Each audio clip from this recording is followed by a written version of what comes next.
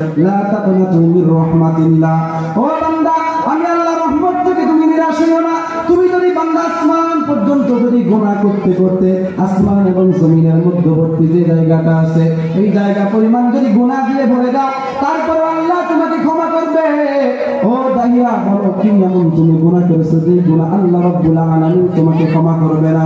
হযরত দাহিয়াতুল কালবি রাদিয়াল্লাহু তাআলা আনহু আল্লাহর নবীকে ডাক দিয়ে বলে, ও আল্লাহর নবী, আমি যখন বর্বরতার যুগের মধ্যে ছিলাম, আমার একটা আল্লাহ রাব্বুল আলামিন সর্বশেষ একটা ছোট্ট কন্যা সন্তান আমাকে দান করেছে।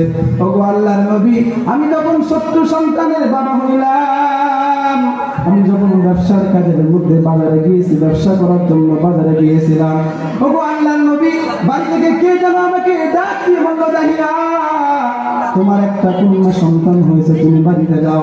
ও আল্লাহর নবী, এই খবর যখন আমার কানের মধ্যে আসছে, আমি সঙ্গে সঙ্গে বাড়িতে যখন আসছি, আসার পরে আমার স্ত্রীর ঘরের মধ্যে যখন দরজার মধ্যে নক করলাম, আমার স্ত্রী আমাকে ডাক দিয়ে বলে, ও প্রাণের স্বামী, দেখো দেখো আল্লাহ রাব্বুল আলামিন আমাদেরকে কত সুন্দর একটা সন্তান দান করেছেন। হযরত দাহিয়াতুল কালবি রাদিয়াল্লাহু তাআলা আনহু ঘরের মধ্যে যখন ঢুকছেন, সন্তানের দিকে একবার তাকান, আসমানের দিকে একবার তাকান। স্ত্রী ডাক দিয়ে বলে, ও স্বামী আমার, কেন এমন পাগলামি করতেছো?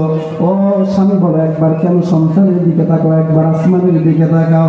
স্বামী ডাক দিয়ে বলে, ও প্রাণের স্ত্রী, আমি এই জন্য আসমানের দিকে তাকাইছি, কারণ আমি আসমানের দিকে তাকাইছিলাম, কারণ আমি আসমানের দিকে এজন্য তাকাইছিলাম, কারণ আমি আসমানের দিকে তাকাইছিলাম চাঁদ সুন্দর নাকি আমার সন্তান যে আল্লাহ রাব্বুল আলামিন আমাকে দান করেছেন, আমার সন্তান সুন্দর নাকি আসমানের তারা সুন্দর, আমার সন্তান